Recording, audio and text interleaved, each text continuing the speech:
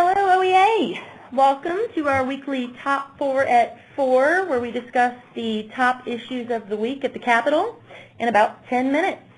I'm Amanda Ewing, your Legislative and Political Director, and this week the top 4 issues we'll discuss are payroll deduction of dues and the progress on House Bill 1749.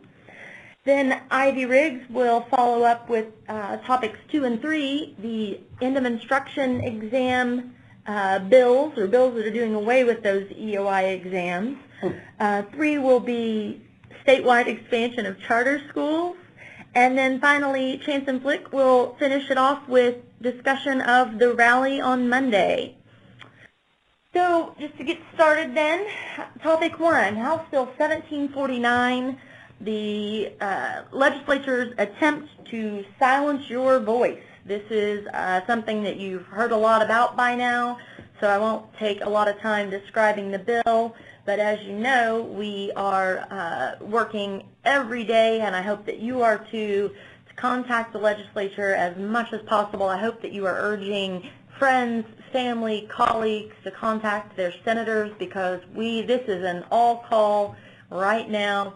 Tonight is the best night of the week, actually, to make those calls, because the bill may be voted on in the Senate tomorrow.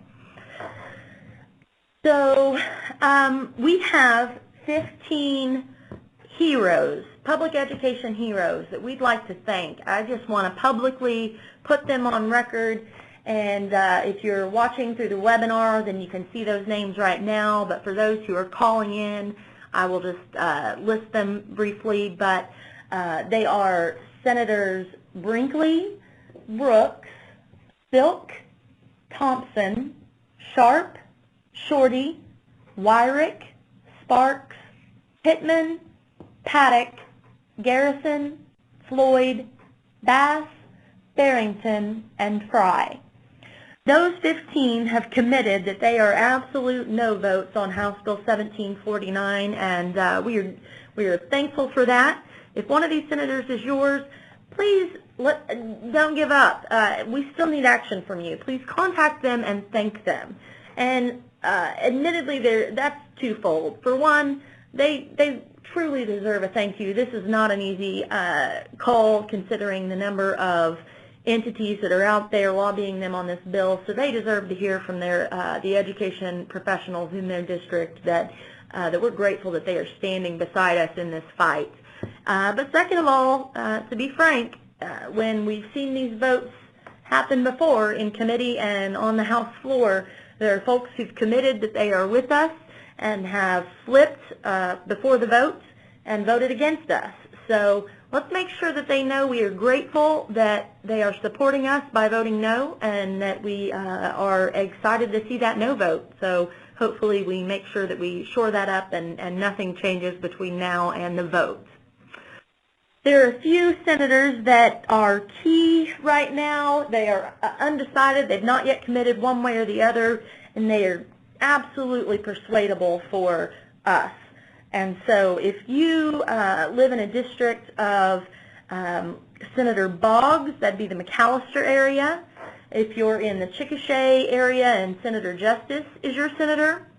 If you're in Tulsa with Senator Mazie, Claremore with Senator Quinn, Senator Shaw is the Grove area, Senator Simpson is the Ardmore area, Senator Smalley is Seminole in that vicinity, and then Senator Standridge touches some of Norman, Moore, and Middale.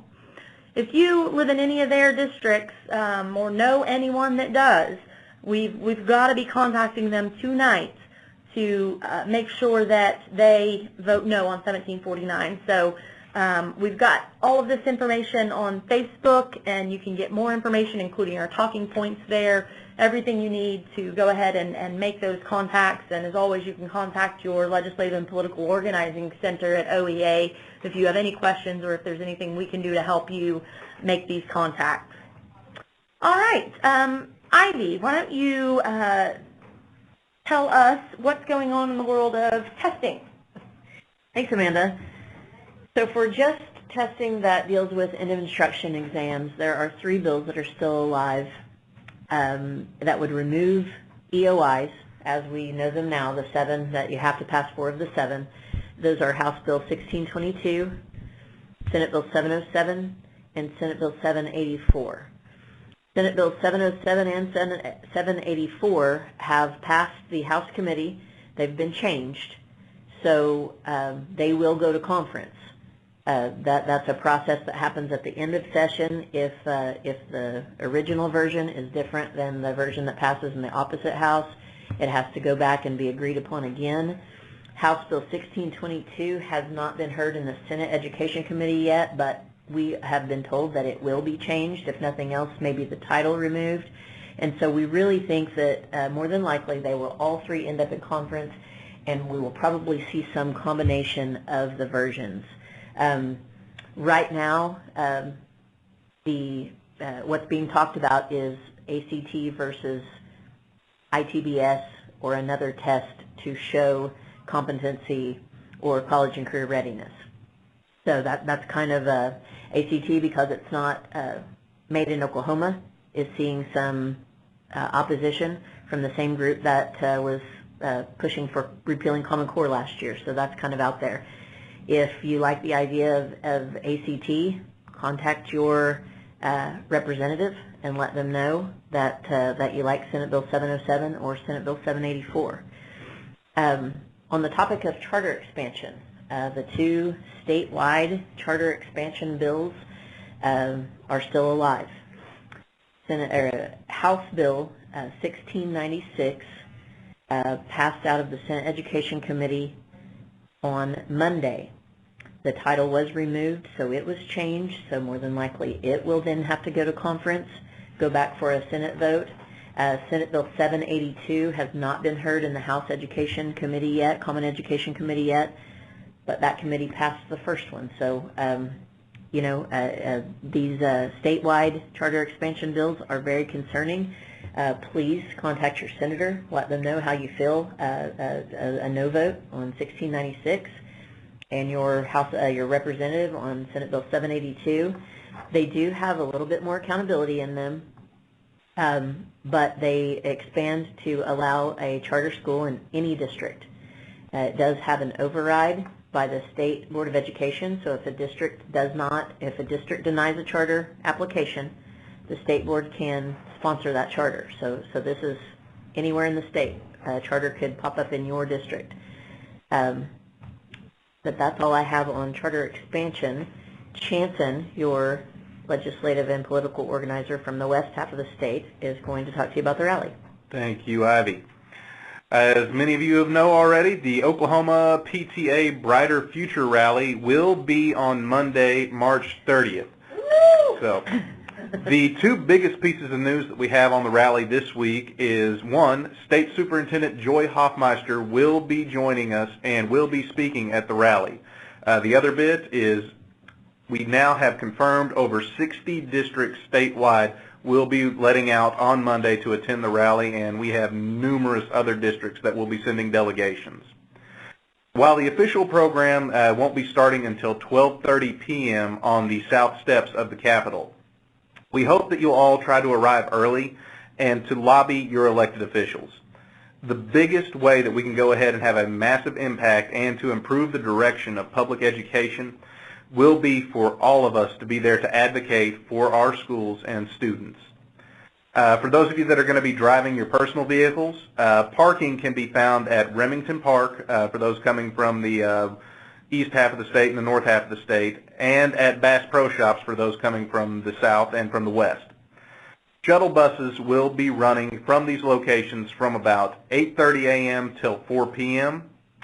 And for those of you that are going to be bringing charter buses or bringing a school district bus, parking will be found at the corner of Northeast 21st Street and Central Avenue, just right near the Capitol. They'll be parking right there, and you can just run right across the street to the Capitol. We really, really hope that you can all attend and help raise awareness on common sense testing and quality education within the state. If you need any more information, that can be found at the OK Ed Coalition website, which is okedcoalition.org. And for those of you that are going to be using any social media in preparation or at the event, we're going to be using the hashtag OK Ed Rally.